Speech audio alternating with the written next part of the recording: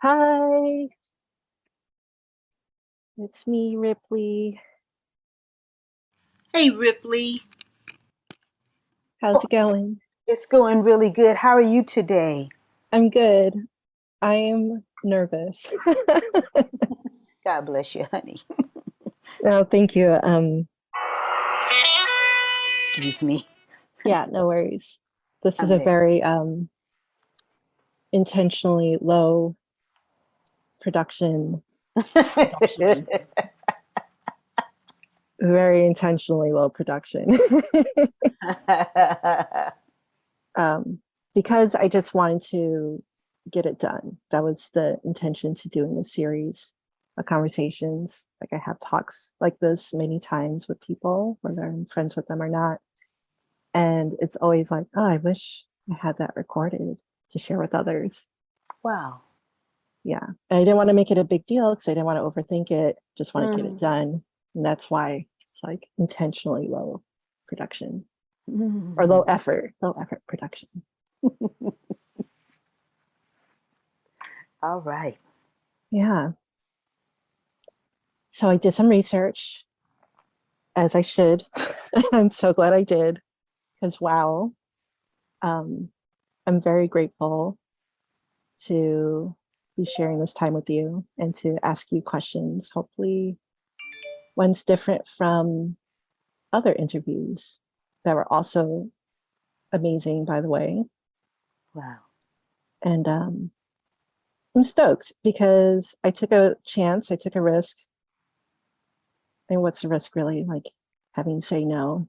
Like this is an amazing person. They're playing harp and they're black like me. They're a woman like me. How often do I ever see someone playing harp like that? Let me just ask anyway. And grateful that you said yes. Yay. Yay. Um, where should we start? Is the real question because you said yes. I'm not sure if you knew what you were saying yes to, but I'm curious if there's anything um, sitting on your heart right now that you would like to share.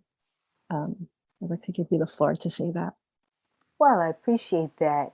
And, you know, maybe you don't, is that you asked me the questions, which is what many, sometimes interviewers send me a list of questions that they've been wanting to ask to get me to ponder. And sometimes, like this, folks just say, you know what? When you get here is when we'll start asking the questions. Mm-hmm. So I'm ready. You let me know what it is that you would like to ask. What's on your heart? You'd already mentioned three things. You are a black woman like me, and that I am a black woman playing the harp, and that is something that is on your heart that seems to perk the not just the entrance, but being able to see what I continue to hear the word is representation, Mm-hmm. which makes it feel like it's not impossible. Yeah. So speaketh, wise one. uh, I appreciate that reflection. Yeah, I think what stood out to me most was that I grew up listening to jazz, Hmm. and it is my heart. It is like a love language for me. Hmm. And at the same time, with it being a language of sorts, it's something that I always struggled to express, whether with an instrument or just with words, Hmm. expressing like what it means to me. Hmm. And going through your discography and performances and pretty much like your career, it was it brought me a lot of joy because it helped me see how accessible you're making jazz and how accessible you're making the harp, um, which I did have a chance to play once in my life. And it's not an easy thing to play. It, to me, my perception was that it requires um, a level of patience and gentleness that really unlocks something truly powerful.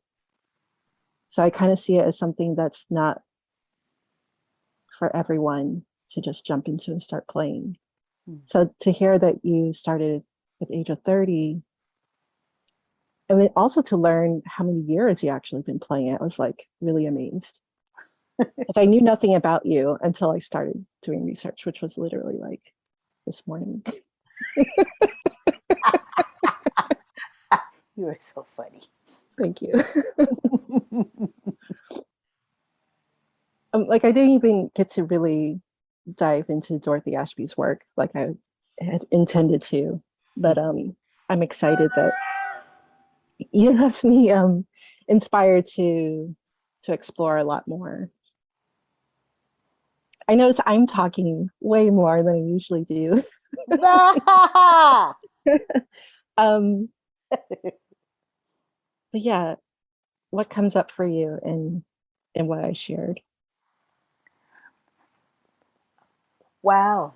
The fact that you'd already had the opportunity to at least touch and make the investment in time to play the harp. That comes up for me. And a very candid portion of it, not necessarily that it's not for everyone, but it will challenge the patience of an individual. It either pushes one to become more patient with oneself, not necessarily the instrument, but to become more patient with oneself. And that is, as I shared, as you already read, I started at the age of 30 in 1992. So 30 years ago, in May of 1992, I got my first harp. And starting from ground level, if you will. And most people fall off. This is hard. I thought it was going to be easier. I thought I'd be, sometimes I've seen these piano courses, play the piano in 7 days. Yeah, not really. I've seen that. Or Play the maybe. piano. And then when one gets a chance to get into that course, it's almost like, oh, my bad, just playing. But Yeah. it's so wrong for folks to do that. But they know, especially here in the United States, we live in it used to be a microwave mentality Mm, where we just want to do it quick, quick, quick. We just want to learn it quick, quick, quick. You need to learn it fast. You should have been doing it yesterday. Why are you mm, late? And everyone always feeling like, and not to leave myself out of this, like we're running behind yeah. in what we said we were going to do in this life. So just going, or what we thought we were going to do. I had hoped or didn't know what we were going to do. And so the harp is one of those instruments that has literally taught me to become more patient with myself, which allows me to become more patient with other people. And what I found with myself is that I found that I have had more patience sometimes with other people than myself. Yeah. And the harp is allowing me to have more patience with myself. And it took me a while. I'm not going to lie and not say they weren't days or maybe even a couple of years of tears, moments of tears, because I wasn't playing at, and at the name, the level of other people. And then comes in the comparison. And that is a dream killer, Yeah. if nothing else. Not only is there no patience, and I'm comparing myself to other people and not realizing what other things have happened in those other people's lives that would allow them to have the time in their life Yeah. to really just sit and ponder the harp and the repertoire and growing and expanding. Not recognize that, and so learning to have more patience with myself and not comparing myself to someone else's experience and or level, because I don't know what else is going on in their life. That's not Yeah. any of my business. And so this is one of the things that comes up for me just in this conversation is the level of patience, because the harp is going to be the harp. It is there and waiting. It is there waiting just come on and play. Just come on. I'm actually slightly user friendly when you first start. That first gliss will just send me to Hmm. with my hand, not somebody else's, but my hand made that gliss. We don't care what key it was in. Yeah. I did that. Yay! That first gliss just sent me over the top. Yeah. And even now, as I move myself into repertoire that is not mine, learning to take on more either European classical music stylized or straight ahead European classical music stylized, is challenging me once again, even at my current age, which is 59, and I'm not going back down from 59. The fact that I'm still here is a fucking miracle. And it, Yeah. you know, so as I say that is that I continually either push myself or am pushed to learn repertoire that I didn't get because I didn't go to the Juilliards or the Eastmans or the Berkeleys. I went to the University of the Bandstand, which I am still a current member of. I love that. And again, not backing down from that. Going back to you sharing about your love language, jazz. I remember being a shorty in Compton, and we had just moved back to United States from Okinawa, Japan. My father was in the military, Yeah. and we had just moved to Compton in 1970. Had family that lived there, and the radio station, there were two that were just the radio stations for jazz and R&B and Hmm. gospel, because at that time, at least some of the radios, that particular radio station, KGFJ, which was a radio station, we could hear anywhere from jazz and gospel within the same set of music. Oh, nice.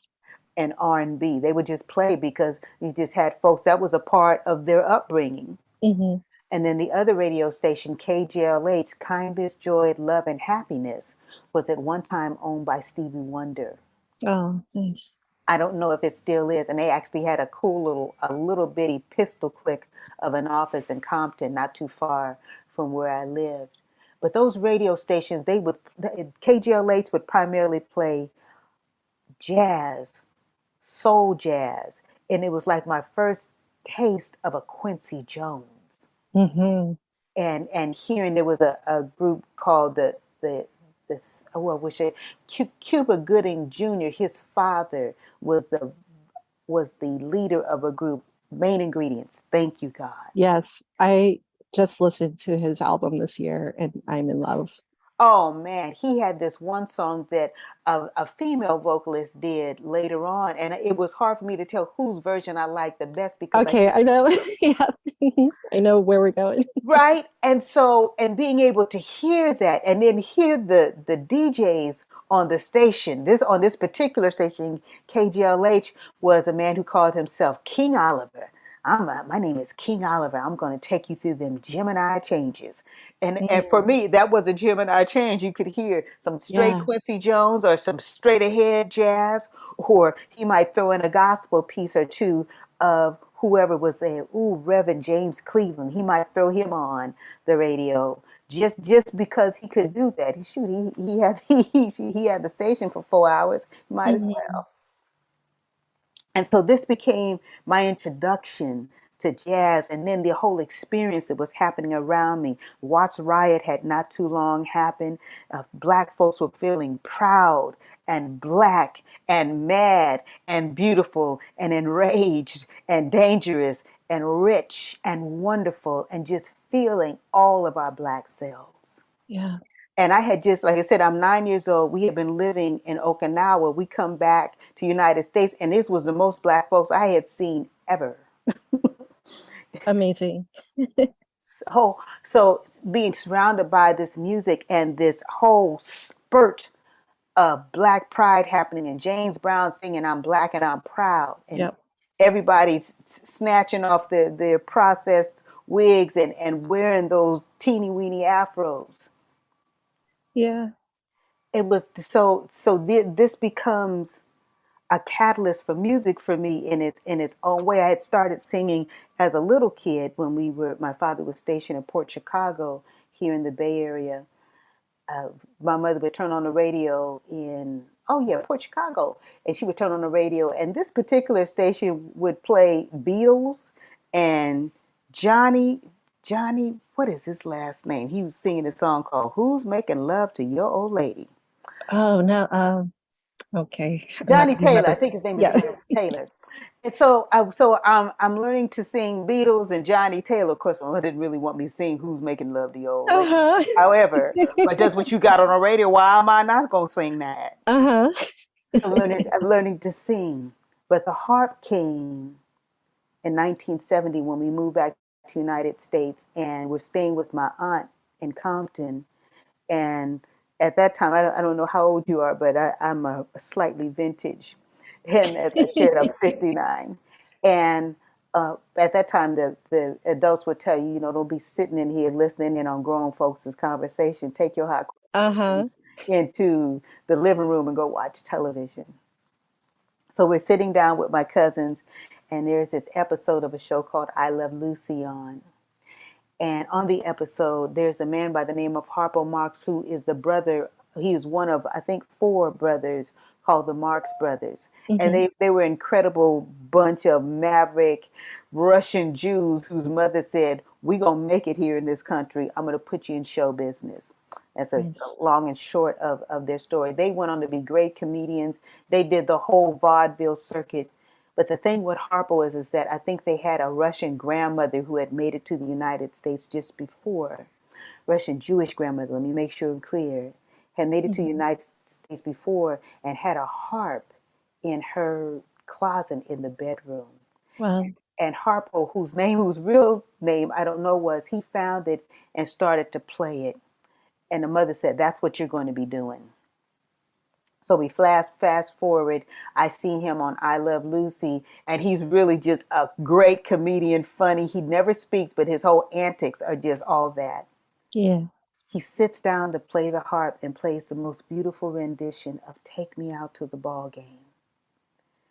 And I said, "Oh, that's what I want to do when I grow up." Now I'm 9. And I run and tell my mom, "Hey, I want to play the harp." And I get the whole explicits of a challenged black mother in the 70s who was going through a divorce, Mm, trying to figure out, how am I going to feed 3 little girls and make a life? yeah. And I get a series of explicits. And what I know in this breath now, my mother's been an ancestor since, I want to say, 1998, 1999. What I know in this breath now is that that was not someone who was trying to kill my dreams. This was someone who was under deep duress Yeah. and deep stress, and she didn't mean any harm. And before my mother stepped into the ancestor realm, she got a chance to hear me, and she was so proud. She was so proud, and she says, "Where did you learn this? Where did this happen?" I said, "Mommy, you don't remember that I said I wanted to play the harp?" And my mother had absolutely no memory of that. Zero. Well, And so I know in this breath, she didn't mean any harm. My mother was under duress, but she left this realm proud that her daughter was was able in her own way to move forward and create the life that she desired. My mother was proud of that. And to my mother's rich and wonderful credit, even though she wasn't certain if she could realize any of the dreams that she desired, she was always putting in our face books on metaphysics and Think and Grow Rich and do something with your life. My mother wasn't, because we couldn't afford a television at the time when we got back. mm, So she was always trying to find books. Sometimes there would be books on sale, and at that time you could find books for a quarter, sometimes a penny. yeah.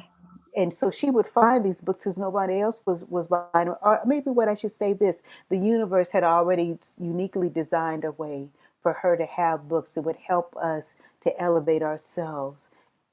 What if she said she didn't know if she could, but she was always doing her best to put us in a position where we could learn to be better for ourselves. Yeah. But she didn't remember that that desire had come for me. And so it was my job to realize it, and it still is my job. Still, even now, I have beautiful ideals and dreams of myself playing, and I've met some of the dreams. Even a pandemic opened the doors. Who would have thought? Right? Pandemic would have opened. Look at this. The fact that we're doing this on this thing that is called Zoom that probably people laughed at and now wish they had invested at least $2. Hmm. And and so I share that the for me it's like I literally I have two mini concert lectures that are coming up, and my job is really to inspire people that the circumstance does not determine our realities, and that the delay is not a denial. It is really an opportunity for preparation. Wow. So, what else you want to ask me? I love that so much. Wow. I just feel like spirit's really guiding this whole thing. For me, that has been my life. Is that Yeah. I have, and I'm not apologetic about calling spirit, universe, God, Allah, Jehovah. All the names for me are applicable. My question for myself is, am I continuing to have an ongoing engagement with this thing that is so big, so wide, so tiny? Am I choosing to make an ongoing connection with it? And my conversation will continue to say, yes, I'm unapologetic in public and in private, having an ongoing conversation and listening so that the divine can tell me what it is I need to be doing. Yeah. I love that. In a couple of your videos, I noticed that you would start the performance with a prayer of gratitude and also libations for ancestors. And I was really touched by that because it was so authentic in how you would engage the audience in this real, like, kind of like an opening of ceremonies in a way. And I Mm. realized, like, okay, this is a real maestro. It's like bringing someone or like the whole audience to kind of enter your world and how you view music or what you're about to share. And I Mm. thought that was like just so precious. And I was like, I wonder if anyone really understands like the weight or like the gravity of like what you're about to offer. Mm. I mean, whether they get it or not, at least like you did them proper by like really welcoming them into the space of what you're sharing. Um, yeah, I just wanted to share that I appreciated like that gratitude Mm. before playing. Thank you. I, I so appreciate your observation and your really heartfelt experience with it. As I, again, I speak about the maturation of myself. That's why I know that the delay was not a denial. And Hmm. I can honestly say that I can feel the ancestors even more intense now. I want to say when I was a shorty at 9, I knew that they were there, but I didn't know what it was. Right. Yeah. And that I think that when I would even mention something said or something told me, it would get brushed aside, and I learned to brush it aside. Mm. But baby, I got in some situations. I said, I got to call on something or somebody because this situation could be fucking lethal. Yeah. Some help right now. And as I started to really to start to engage with them, I could feel it even now coming back. There are times when I'm sitting, my husband and I have a couple of little studios where we live. And I'm sitting in the studio by myself and I'm practicing, preparing for some wonderful thing that I've been asked to do. And there are times when the door will open. I know for a fact, I know somebody's coming through that door. I know it.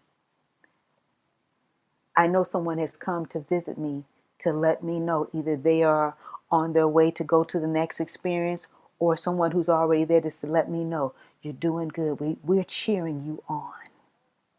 I know this. There are times I have hit the stage. I know I could feel a hand touching my shoulder. Girl, one time, matter of fact, it was here, and I was sitting and I was studying some of Dorothy Ashby's music. I tell you, I know that the spirit or the energy that was previously known as Dorothy Ashby, I could feel that. It was like she was proud. And I'm not the only one engaging with her music. And maybe someone else is having this engagement with her as well. But I know for myself, I felt the spirit of her. The spirit just show up, let me know, yeah, keep on, keep doing that. I saw an interview, and I'll probably have to tag you in this interview since I think our first engagement was through Facebook. But there's an interview on, Instagram. There's an interview on Instagram that includes Nikki Giovanni, Alice Walker, and Toni Morrison. Mm. These three Black women are talking about the ancestors, unapologetic. Alice Walker says, I'll paraphrase it. I'm probably not as great as she said it, but she felt like part of the challenge with Black folks here in the Americas, in America itself, is that we aren't having the engagement with our ancestors. And part of our mental distress is not acknowledging them and calling them forth to assist us when we're going through whatever it is that we go through. I'm going to find that I'm going to tag you in that, because that is only like maybe about 30 seconds. But that hit home so much that it is imperative for me to always have the conversation or the engagement, to pour libation for them. Sometimes I'm in situations where I can only thank them because I know that there are part of our demographic of beautiful Black folks who that portion of my ritual would be offensive. They wouldn't know what it is, or the program that has already been put on their hard drives, which is the rest of the world knows as the mind, Mm. has already told them to reject that, to rebuke it, to say that that's. And so I know I have to come to them in a language that they understand. Yeah, That for me is still the language of the ancestors, girl. So I'm not foreign to that experience. I love that. I'm asked to come into, in particularly Black churches, a lot. And now a lot of white churches. And I know what I see is I see ancestor acknowledgement and recognition. My people may not call it that, but I know what that is, and I'm grateful in whatever way that they can approach it. I'm not going to rebuke them or say, well, that's and a litany of things. Christopher Columbus. Yeah, I'm aware of that. But how do we take it back? Yeah. How do we take it back? And there are so many beautiful ways. I think of now. I was really blessed, and I'm going to bring it back again to create a work tribute to a woman by the name of Rosalie Tompkins, a Black woman who got her gift awakened itself in her at the age of 40. And she became this magnificent quilter. Her works were likened to John Coltrane's in rich improvisation, because her quilts are very improvisational. Wow. And this woman was a really good Christian coming out of the South, the child of sharecroppers, born into the Seventh-day Adventist portion of Christianity. But she also started to look at numerology and spirituality, and some of that even got evoked in her quilts where she would put 3, 6, and 9 were her Mm-hmm. numbers that she would put on there. And in the same breath she would she would embroider a scripture on her quilts. And so Mm-hmm. I love that, but and still able to sing a good Church of God, excuse me, well, Church of God in Christ to me sometimes is really almost parallel with the Seventh Day Adventists in the way that they evoke the spirit of the energy that they call Jesus. Okay. Again, I'm not offended by any of those things, and you can see my last name is Muhammad, girl. Yeah, I'm open. And But but I have been blessed to walk. My beautiful instrument has allowed me to move into circles of people who are choosing to acknowledge, worship, experience, express the infinite in a way that resonates with their DNA. I love that. I've played for Bimbes, for Oshun. I've played for a Muslim wonderful experience. I'm actually a member of a beautiful group of I call these Gen X Muslims. Assalamu mm, alaikum, baby. What's going on? Mashallah. And I love that. I love that translation of it. And I love how they're experiencing and express jazz and even blockchain and metaverse. Man. And so I'm blessed. My beautiful instrument has allowed me to walk in these realms and still allowed me to be me. yeah, It's a good life, even with some of the craziness that's happening around us. The life itself is good. yeah.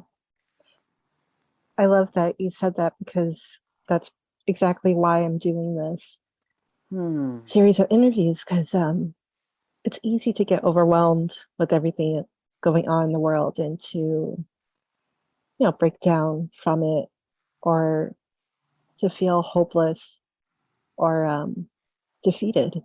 Hmm. But there's so much more to just living than all that noise that's going on. Yes. Whether it's there to distract us or not, it is noise if we're still able to breathe and move around and do something constructive or creative that has nothing to do, or maybe everything to do with what we're experiencing. Hmm. Um, there was a video I saw that really touched me and moved me in relation also to you having moved from Okinawa. Mm-hmm. And it was the moving finger. Mm. There was a groove about it that was just so cool. Right? You could just feel the energy. Everybody was into it and just just grooving in a way that was also still very authentic culturally to each individual. And here's the reason why I love it so much because I have this recent new discovered love for what they're now calling city pop, Wow. which is really like kind of like remixed or updated in production of Japanese pop music from the 80s and 90s. And I listened to a lot of 70s pop from Japan. And it took me probably like a year to a year and a half to understand why. And it was really because a coworker I had who was Japanese asked me why.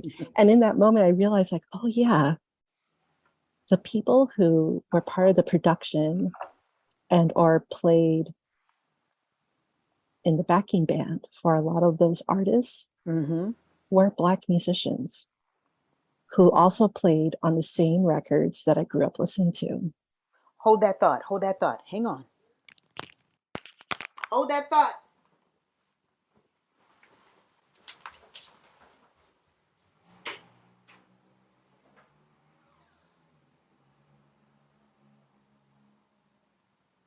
I am holding the thought.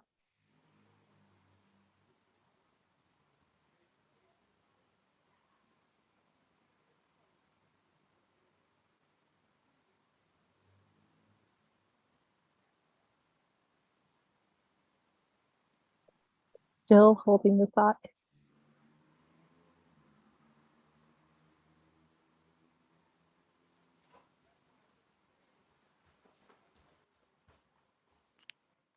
Here I come. The thought has been held. Oh, sorry. Thank you. Huh? The thought has been held. Oh, beautiful. I'll just say this. I have been increasing my water intake, and I will say less. Perfect. That was very efficient. All right. So what you said, the musicians behind those Japanese pop artists, were they black or were they Japanese artists playing Well, behind them?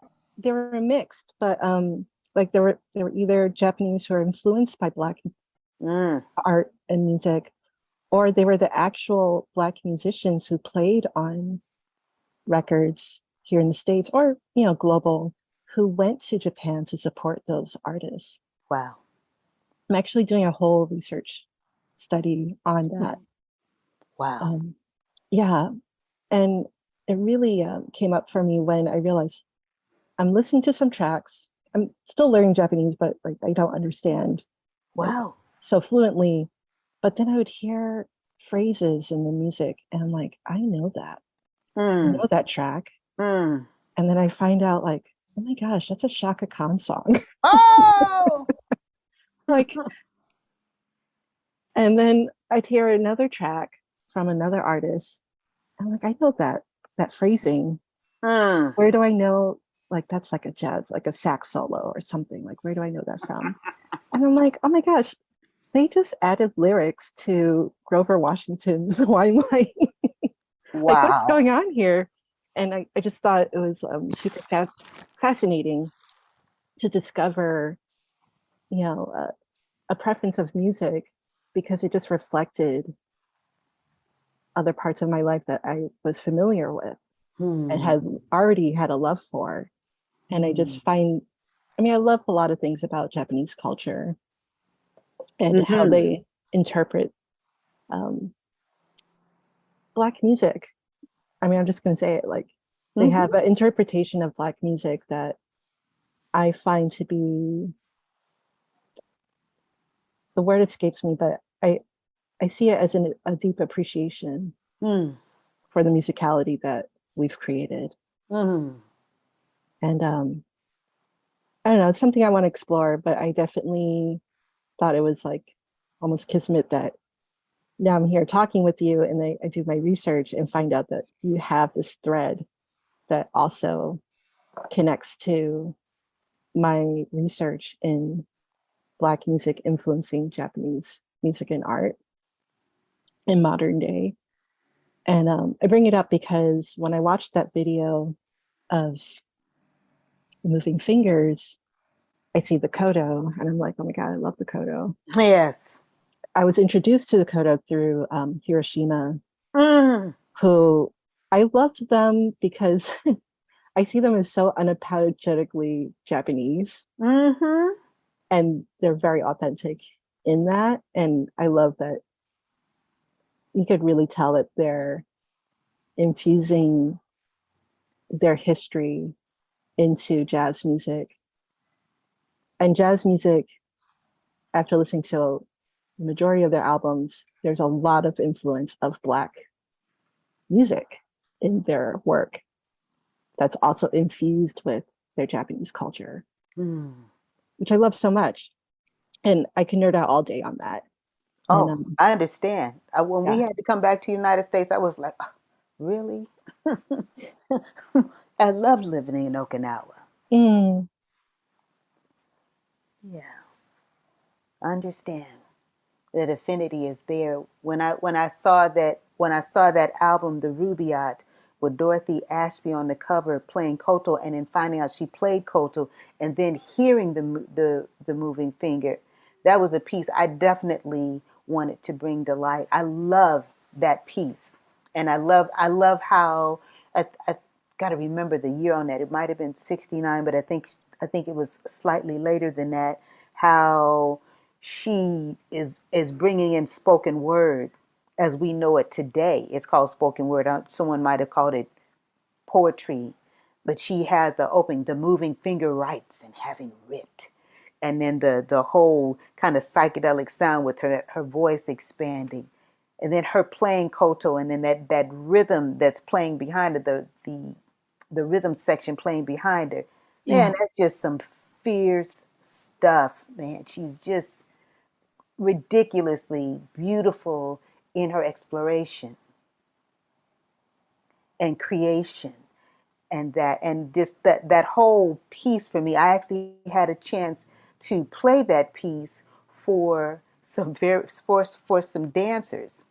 Ah, So there's a dance piece that was created based on moving finger, and there's a very, I'll tag you in it with yes, please. I'll tag you in it. There's a video of me playing it solo with these dancers who, for the most part, their whole focus had been hip hop, but the Mm. choreographers of a group called Dimensions Dance Theater said, you know what? You need to learn something different outside of just hip hop. You have to be able to apply your own intuitive to dance to something else. And so I was invited to curate as a portion of their annual concert. Oh, this might have been 2016 that I was invited to do this. And so there used to be a parking lot directly across the street from a place called the Malunga Cascalord Center for the Arts. It's a Hmm. performing arts center downtown Oakland.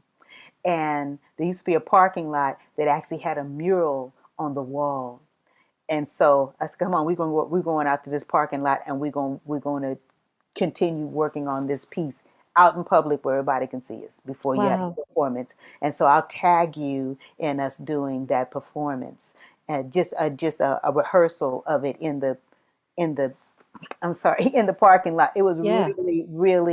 really fun, and I look forward to revisiting that particular piece. Thank you for that, because I'm talking to myself about a recording in 2023, and Hmm. I want to say that along with my originals, I'm considering, oh, so many wonderful works. But yeah, the Japanese folks in their own way, they they love what we bring to the table, as many cultures do. Hmm. As many cultures do really love what we bring to the table with our imagination through the arts and philosophy, and our intelligence through so many things. Most of what the Black American, the ancient African, has been distilled throughout the world. Yeah. Yeah. Our rhythms and our ideals, our practice in medicine that is still being utilized today in the rest of the world, are sometimes kind of reimagined. We got to go back to the old way so we can heal people and not hurt them. Right. Mm. But that's a whole nother conversation. Yes. That's a whole nother conversation. The music itself also is the vibration on the tonalities that we want to bring, and even the conversations, the storylines in our music that we may either say verbally or through our instruments. I know I have a responsibility to bring the most uplifting to who's ever choosing to listen, even if Yeah. it's just me. Yeah. Mm. But yeah, what else? So good. Right? So many gems everywhere. Mm. Um, I'm curious. I'll ask one fun question and then I'll ask like a deeper question. Okay. Okay, fun question. Um, were there any like memorable tracks that you've heard that made you think about adding harp to? So many. Yeah. Oh man, you know, I primarily listen to the jazz station, which is my favorite, and then I give myself permission eventually to hear sometime what my other contemporaries are doing in the hip hop world. Mhm. And sometime I hear someone say, "Now you know that really needs harp right there." Yeah. You know, Kendrick Lamar's latest, the one especially. I don't know if you've seen the video of it, but it's him where his face transforms to a variety of other African American brothers and sisters, and it closes out, primarily brothers, and it closes out with him, and his face is Nipsey Hussle. Oh, And I felt like just because the undercurrent track of that is Marvin Gaye's "I Want You." oh And I was like, yeah. man, he just needed a little bit right in there whenever he makes that segue into another personality, just a little harp from Destiny Muhammad. Have You know, yeah. to make a little remix Yep. or a Yeah. whole mixtape. A whole mixtape. Yeah, girl. Yeah, we do need to do that. So yeah, sometimes I'm listening to other people's music and I was like, oh shoot, they need me on that right there. I just harp, they need me. Because for me, each one of us who are choosing to play harp, that we all have our own personality. There are very distinct ways that we speak on our instrument. And so that's why Yeah. I say specifically Destiny Muhammad. Yes. He has something to say. Yep. Mm, I love that. Let's see. I do have a list of questions. It's really just for reference, so I don't like have us repeating anything. I can Um, respect that. yeah. Let's see. What was the worst gig you played as a harpist? Not that I want to induce any PTSD, Girl. but just sharing something relatable because as a musician, we've all had those types of gigs where it's like, oh, like I don't think I want to do that again. Mm. Ooh. I'm more curious about like how you navigated through a gig like that. You know, I think that the blessing ones have been so rich that the ones that haven't been the most harmonious have don't hold as much weight with me. Years ago, at the top portion of me, and I really said that I was going to start to think about studying jazz, but I was really doing my own thing. I had been invited to a jam session downtown Oakland. I don't know if this was like the worst, but it was definitely the most enlightening and informative, and even in its painfulness for me. Hmm. And I was invited to this jam session, and I was excited. I said, I'm going to get in to sit in with the cats. I was just learning these terminologies. Sure. I'm going to get a chance to sit in with the cats. Oh my gosh, it's going to be fun, and they're going to be this. And I didn't know this whole legacy of how sometimes you can get your hot cross buns booted off of the Oof. stage. However, and these cats were not that old, but they well, some of them were pretty mature. I was younger, and they were pretty mature and knew of that legacy, or maybe it had even experienced it. So here I am. I had been invited to come to this jam session, and it was a little bitty place called Bluesville in downtown Oakland. It's gone now. It's a eatery now, but I'm there, and there are a number of jazz vocalists there, and the stage is filled with the local notables of jazz here, and the person who invited me was the founder of the Oaktown Jazz Workshop that is still in effect. He joined the Ancestors 10 years ago, but he had saw me playing at a farmer's market, which is my foundation of how I'm even able to do what I do now. Yes. So he invited me to come and to play, and I was so excited. As I said, I'm going to play with the cats, and I'm going to learn this jazz and yada. But I had learned a little bit of a song by Freddie Hubbard, the Freddie Hubbard. Yes. I've met him. What? What a character. Oh my I grew up God. listening to his records. Yes. And Dorothy Ashby actually did a rendition of his song Little Sunflower, which I had learned. Mm. So, girl, I'm feeling all excited, and I had learned a little bit of Little Sunflower, and so the Khalil Shahid, founder of Oaktown Jazz Works, says, "Yeah, yeah," it's like talk, "Yeah, we got this badass jazz harpist, and she's gonna come up here and she's gonna hit it with us. She's gonna start it out." And I was like, "Oh my God, don't make me start it out. Just let me egg." So it's like, oh, so I mean, I'm ready to just like, I'm sweating bullets, girl, and I'm scared to Mm. death. And all these cats are looking at me with only the look they can give. Jazz, my jazz folks. But once you're in, then I find out that they're just a bunch of sweethearts. But that first look, man, oh my gosh, I start out just a little bit, do do do do do do do do do do do do do. Mhm. And the cat that was playing organ looks down at me and growls. Ah, and he leans on he goes, "Rah!" And then he just takes off. And everybody else just jumps in and they just take off with Little Sunflower. I couldn't keep up. I didn't know where we were in the song. Oh, wow.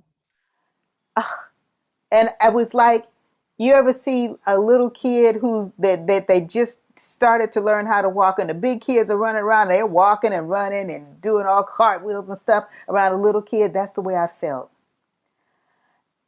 I just didn't know what I was going to do in it. I felt like I was standing up on wobbly legs and just finally just sat down on my big ass diaper. Oh. And I was there, and I'm looking, and I don't know what happened. Everybody's laughing and talking and laughing, and yeah, thank you so much. And I'm looking, I said, I don't even know what happened. Wow. I didn't know what happened. And they said, yeah, yeah. And everybody's giggling and laughing and such and stuff. And I didn't know what happened. Just could not keep up because I didn't know what I didn't know. Right. And there's a beauty, at least for me, in that, not knowing what I didn't know, and that I'm around all of these big kids. I said, I don't know. So Khalil says, hey, you should come to my workshop, which he had just started. I think Mm. maybe about 4 or 5 years prior. You should come to the workshop and come learn from us. And I just, and to top it off, that date was my birthday. Oh. So I said, maybe I'll do that. I said, however, what I do know is one thing. I don't know what just happened, but one day I will, and I'm going to hire all of y'all. That was my word. I'm a know what I'm doing, and I'm going to hire all y'all. And there were a few of them that actually, I wound up actually hiring for performances that I needed to have some trumpet, saxophone. Some of them I was able to actually to employ them and to pay them. And I felt good about that because now my vocabulary, I was just standing up there just kind of like with a pacifier in my mouth, like, oh, blah, blah, blah, blah. And I was really grateful for that. And I actually did, for the last 4 years that Khalil was physically with us, I went to that jam session, that jazz workshop, every Wednesday from 4 to 6. And it was really geared to it's, I'll say this, it's quote unquote was really geared towards teenagers. But what I Mm. loved about it is that since they were teenagers, that they had to break it down to, matter of fact, it was geared to anybody probably who was at least 9, 10 years old could come and study. And so that meant for me that they had to break it down to the lowest common denominator, which allowed me to learn, Yeah. as opposed to getting into a class that said it's a beginner's class, but we're all adults. And I think sometimes even the teachers who are doing the best that they can are still expecting us to come with some knowledge. Right. And for me, being in that jazz workshop was wonderful because here I am surrounded by these youngsters who didn't care how old I was, that I needed to be learning along with them. And they were giving me what I found the foundations of jazz that come from these jazz composers who are now ancestors, but their music continues to teach everyone. So it was learning sugar and all blues, which I just had a chance to teach. I got to teach my very first masterclass workshop on jazz and use Nice. all blues as one of those foundational pieces that helped me to feel like I was actually playing jazz. Mm. And so I started out in that class, and then they started to advance into Nika's Dream by Horace Silver. Whew, girl, I was pedal pushing on my harp learning that one. But I love that piece because I had to come and shed like crazy just to navigate hands and feet for the chromaticism that was Yeah. happening in Nika's Dream. And so I'm grateful that that was a painful, enlightening experience and was necessary for my growth. I've had a few of them, but that one I honestly say that it was necessary. It was painful, and I'm not gonna lie, I licked my wounds for a while Oh, after that one, you know. And so I'm very grateful. And now I see some of these folks that remembered me from that day, and they're so proud. They are so proud because sometimes folks give up. yeah. The jazz has become, I don't know if I should say it's had a level of institutionalization, Hmm. and also in that breath it's become, the opportunities to learn it have been slightly easier, where folks don't have to just get on a bandstand and possibly get the Charlie Parker treatment, if you will, and get cussed out. Yeah. Yeah. You know, you've got several online workshops where folks can study. There's one called Open Studio and Learn Jazz Standards, and another one where one can learn in the privacy of your own home.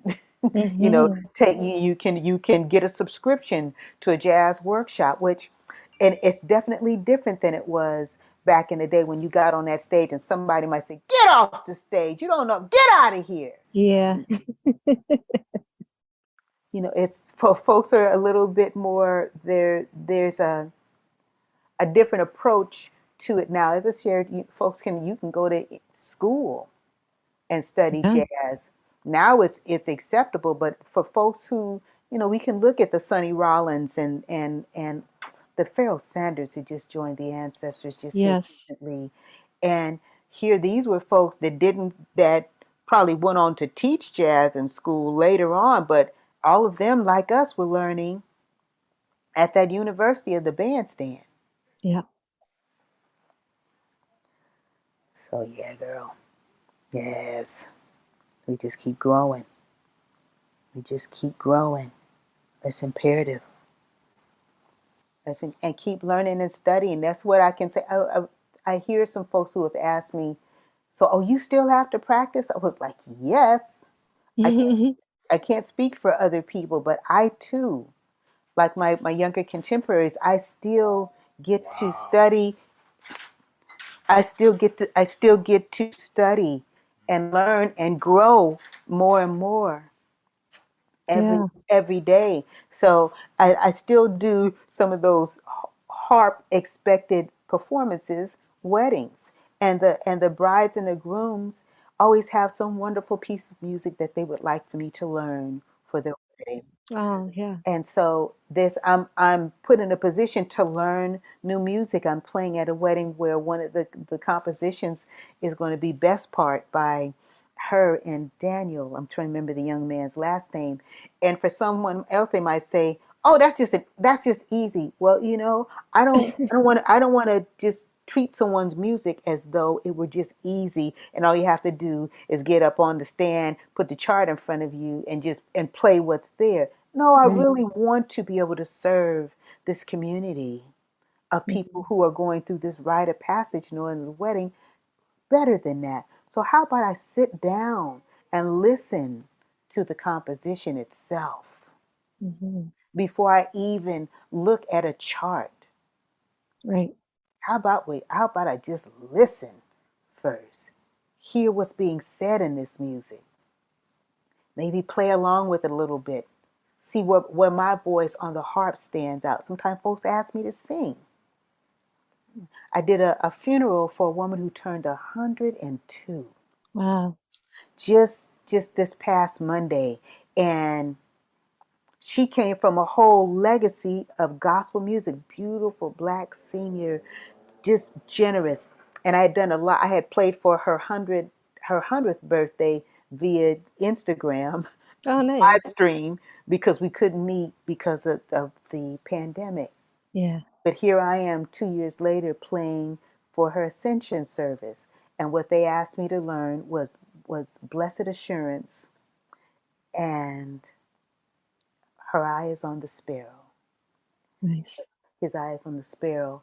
And I hadn't ever played those songs before, but I had heard them in my Hmm. growing up. I said, well, let me sit down and really listen to the lyrics and the storyline and these songs so I can best serve the family because the ascended one is already happy, Mm.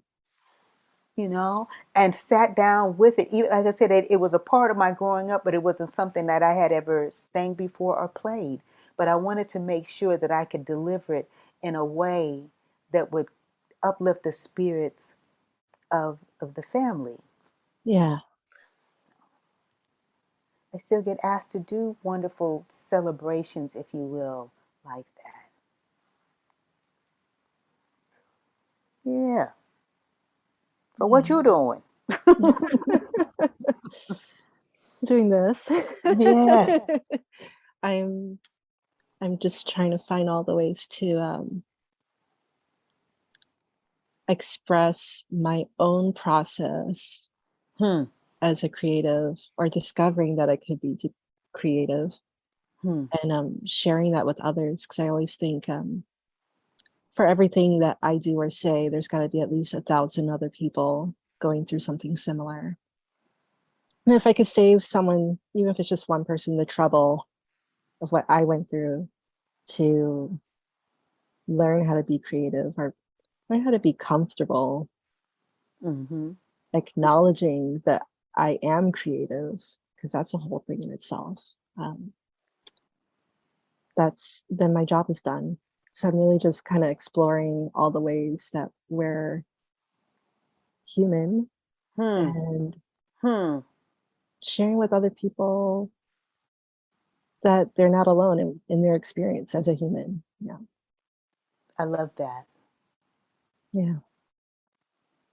I love that. I think of Pharaoh Sanders, and in his way, that was part of his rich spirituality and him adding to the sonic realm Hmm. with his compositions. You know? And then him being a part of that legacy of John Coltrane and McCoy Yeah. Tyner. Yeah. I think that as well. Yeah. It's amazing that when you look at it as a perspective of we are going to be the ancestors for our future generations, Mm-hmm. um, really kind of helps me, or at least speaking for myself, like to be more serious about what I want to leave behind or how I want to be of service to the future. Hmm. So that's all going to inform like my intentions for today. I'm curious, like for you, like what stands out to you in the process of learning now Hmm. that you experienced a whole life and then you started from scratch again with the harp, Yep. and then now like you became a master and that you're now teaching others. So I'm curious, like from learning to teaching, like what stands out to you in that process of learning? Is that even in the process of teaching, I'm still learning. Right. I literally am, and I'm learning more of what I thought that I knew that I didn't. There used to be this show that used to come on in Los Angeles called the New Zoo Review. I don't know if it made its way up here in the Bay Area, but the adage was, we have fun learning what we don't know. Hmm. And so there are times when I'm teaching or sharing with someone who has a desire to learn harp. And I'm sharing what my process may be, or sharing a process, or me even improvisating on a process that I had already been using, but it needed some tweaking.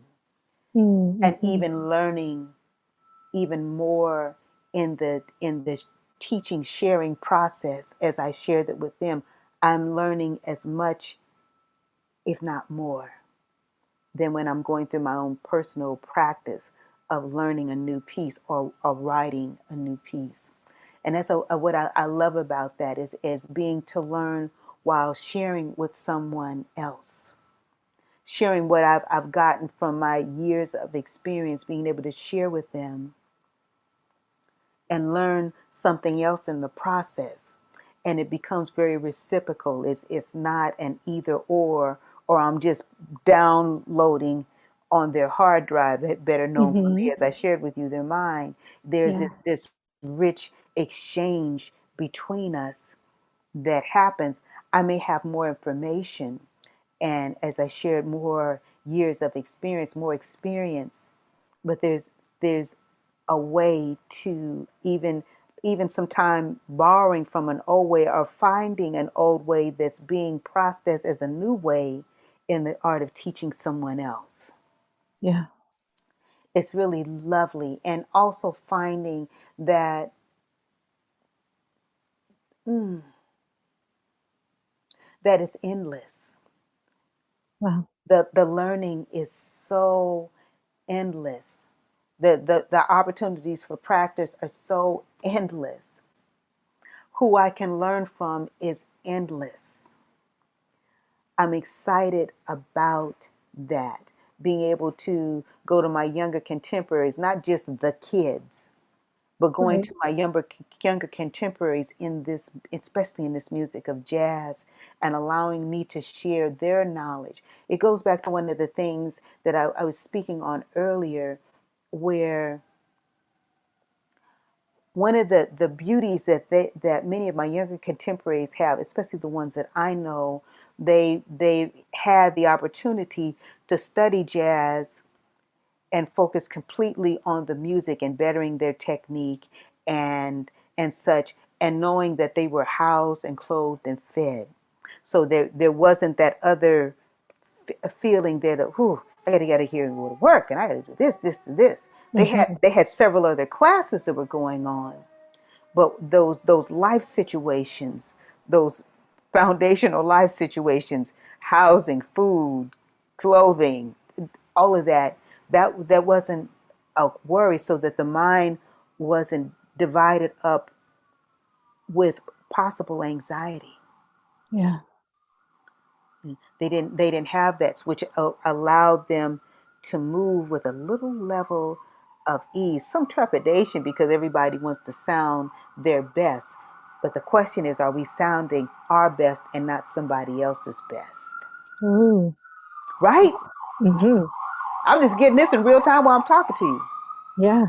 Am I sounding my best? Hang on, you got the, as I share, I live downtown Oakland. Yeah. Am I allowing myself to sound my best, or am I trying to sound someone else's best? Right. And that can be for some of us a little bit touchy, Right. especially if some other jazz aficionado was, it kind of dispenses, who may not play nothing but a knob on the radio, Mm. says something to you like, well, you don't sound like so and so, or you really should try to sound like so and so. And in my early stages of jazz, which sometimes even parallels to now, I learned the litany of imitation, Right. improvisation, innovation. And I love that litany, because sometimes it's important for me to imitate just as I heard it, just as I heard it. And then this something wells up that allows me to improvise on the imitation. And then on the improvisation comes my own innovation. Right. But I use imitation as my launch pad, but not as my bag of trick licks to go to when I don't know what to say. So that I'm continuing to learn as I shared, and I just about am learning from just about everyone and everything. There's always slight lessons within this whole litany and experience of living that has its own teaching opportunity and learning opportunity within it.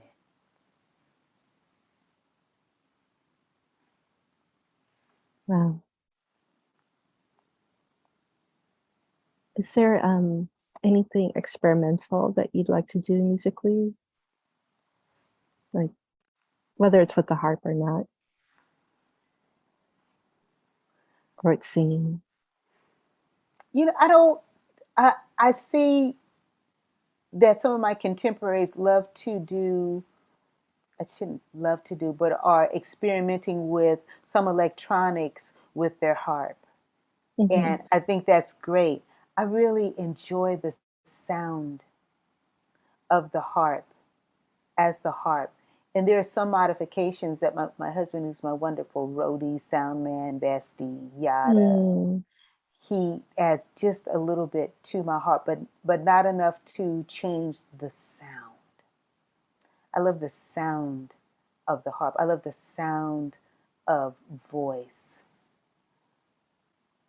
I love the sound. I want to say that experimental wise, I probably am more into expansion of learning more repertoire and writing more music that I can put out into the world that really has my stamp of destiny on it.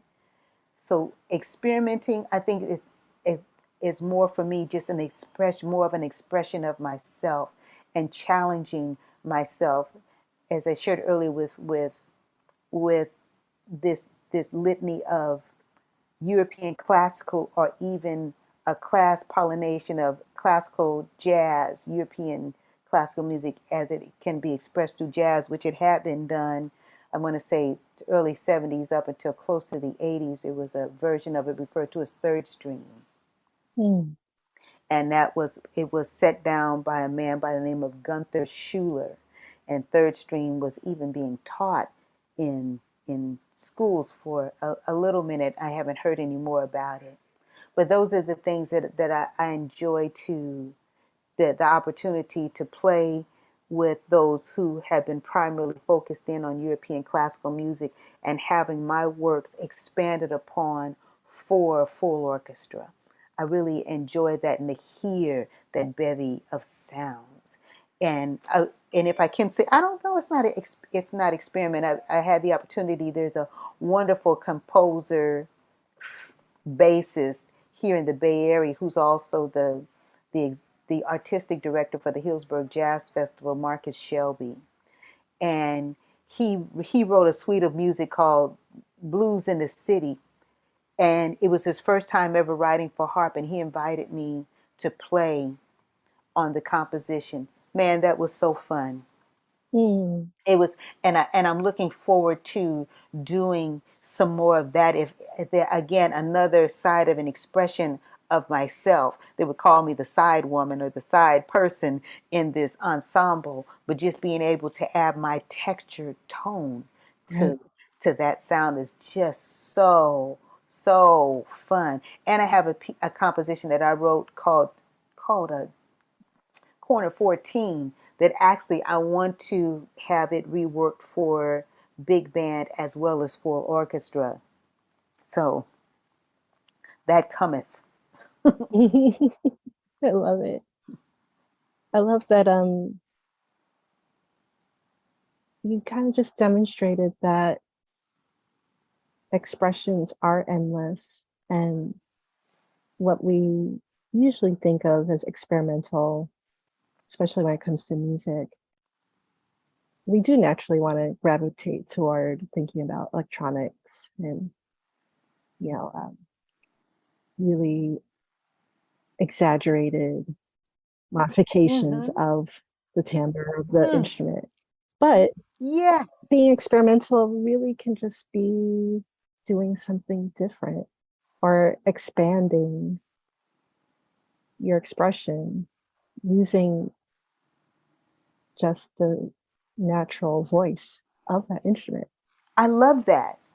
even the possibility. I enjoy to play for dance. Hmm. And I live in an environment where there are a lot of dancers. Where I remember one of the first times I got a chance to play with other instrumentation. It was me, a jazz violinist by the name of Tarika Lewis, who toured with John Handy, the jazz artist, Mm. and beautiful pianist named Sundra Manning, who worked with Lettucey for many years. Wow. Oh, a spoken word artist by the name of Avacha, who does a radio show on KPOO and KPFA, who also does some small, she likes small percussions. And then about 15 drummers whose drumming is all based in the African diaspora. So they were Hmm. all coming. They're all their drums were from Guinea and Congo and such, and they're just playing away. And I was thrown into that experimentation, if you will, if that call that experience. And Hmm. Tarika had written a piece called, and matter of fact, Nikki Giovanni, this was one of my first times doing this. Nikki Giovanni had been flown to speak her composition called, it's right there. Hang on. It's right there. Ego Tripping.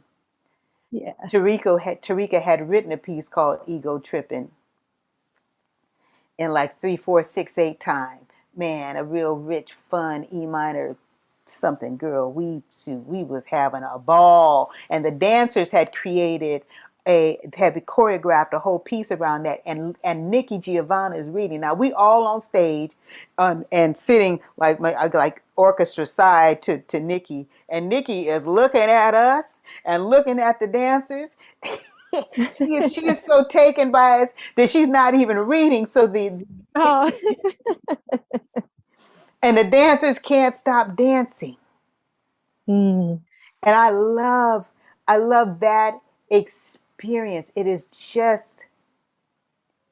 never got videotaped, so I only have it running through my mind. Often I can see it and feel it was my first time. And when it was over, girl, you talking about a big old letdown. I was like, well, damn, what do I do now? Oh.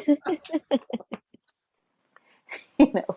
So I've since went on to do even more wonderful things, and I keep many wonderful blessings. I'm keep getting wonderful blessings of more work in the realm to do. But I enjoy to play for dance. I just think it's just wonderful, and play with, as I shared with you, the big band, and play with orchestras, and have my work accepted by them, and have them transform it into a piece that still holds the deep and root of jazz while they're doing their whole rich, wonderful things around it. I just love all of that. All of that. It's just fun for me. It's wonderful for me. It's enlightening for me. It's healing for me. It's restoring for me. It's uplifting for me. It's intuitive and thought provoking for me as well. The possibilities are endless. Absolutely. Well, I think in consideration of time, this is a perfect segue to conclude for this call, for this conversation. Hmm. Um, it most certainly will be the first of many more, I hope. I do. I hope so. Let it not be the last. Yeah. Are there any final words you'd like to share? Wow. If I could share anything, Mm. is especially for my more mature contemporaries, the delay is not a denial. And if there was a dream that you had, I invite you to pick that dream back up and dust it off. Jumpstart it. It's waiting for you. And if some ignorant, unevolved, unrealized individual tries to tell you that you can't do it, and because they'll use that word OLD, moonwalk away from them. Don't waste no words on them. Don't tell them nothing, madam. Don't tell them shit. Moonwalk away from them. and keep them at a distance. And get around folks who are willing to support your dream. And you might have to do it alone for a while. It may be only you and God of your understanding. But I invite you to pick that dream back up. For my younger contemporaries, or any of my contemporaries who are in a situation, especially I say my younger contemporaries, and I like to share this often with them when I'm invited to go into some school or educational facility. You're out there and you might be in a family situation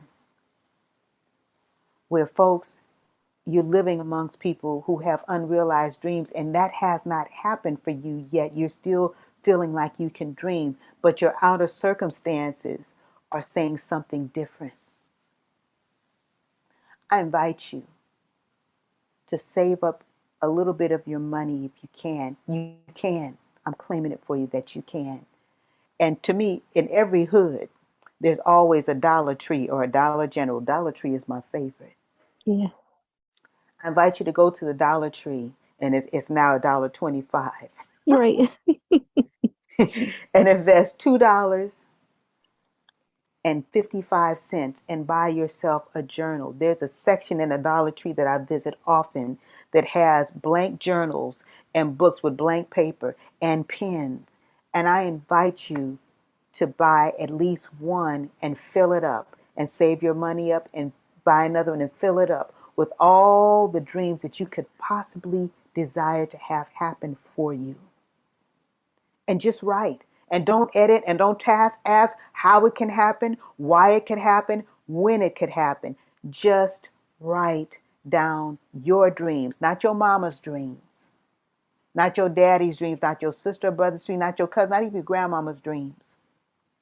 Write down your dreams and be unapologetic. You want to be a doctor. You want to be a superstar on the stage, and you can name the litany like somebody, or even superseding or playing or singing with somebody. Write it down. And just write it down. And just write and keep writing it down. And feel thankful for that dream. My dream, I had a 21-year hiatus before my dream became a reality.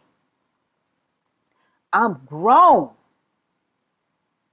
And there were definitely folks in my world who were telling me I couldn't do it, to include the boyfriend that I was with at that time. I had a friend, when I told her I was playing harp, she wanted us to go out to some club to dance. And I said, "Hey girl, I'm learning to play the harp." She said, "Harp?" In all the disdain possible. She said, "Girl, you are old and black, and we don't do that." Mm. This is 1992, baby. Y'all don't know what it's like to be able to slam a phone down.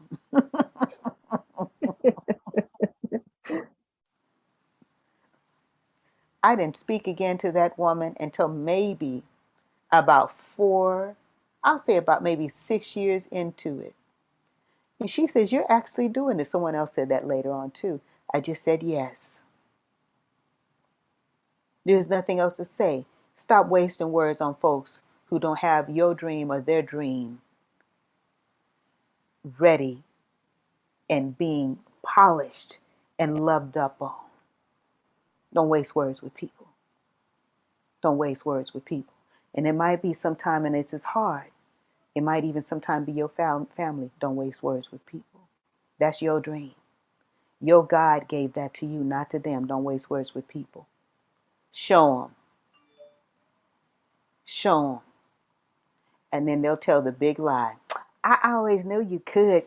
I always knew you was going to do it." And you just go, mm-hmm, Mm-hmm. mm-hmm. But that's what I invite you to do. My wonderful contemporaries who I know you got a few years on the planet and you got more behind you than ahead. Now is your time. Get them dreams and dust them off. You're going to have to go to school, and some of your mentors may be old enough to be your children. Get them anyway.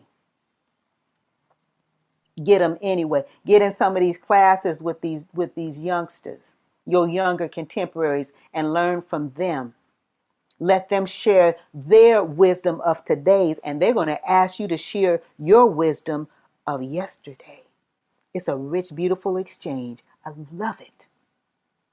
Journal every day. I journal every day, and every month I set a mandate for myself about 10 things that I want to accomplish that month. Sometimes I reach all of them, and sometimes some of them have to roll over, like we used Yeah. to say. Gotta roll over.